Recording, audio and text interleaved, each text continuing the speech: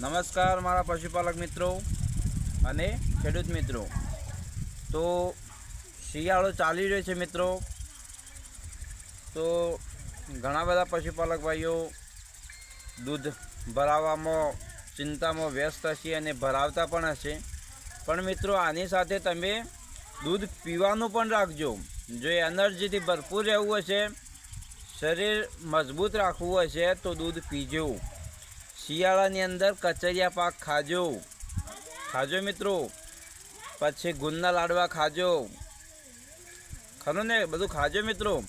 જો તમે શરીર તમારું શારીરિક રીતે તમે મજબૂત હશો તો 4, 5 કે 10 ઢોર સાચવવામાં તમે એટલા બધા ઢીલા નહીં પડી જાઓ, અને ઢીલા પડવાનું પણ નથી મિત્રો। આટલી વાત ખાસ ધ્યાન રાખજો। ઘણા પશુપાલક મિત્રો શું કરે છે કે બસ કામ ને કામ જ, આખો દિવસ કામ। અરે ભાઈ, ખાવાનું પણ રાખો, એકલું કામ નથી કરો મિત્રો। પશુપાલનની સાથે આપણે ખાવું પણ પડશે અને શક્તિશાળી તો આપણે રહેવું જ પડશે। જો આપણે શક્તિશાળી ના હોઈએ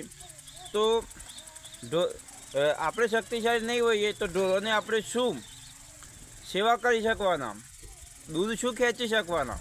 દૂધ પણ ખેંચવું પડશે મિત્રો।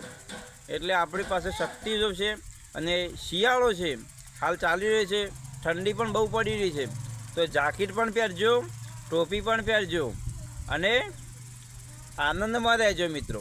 જય માતાજી।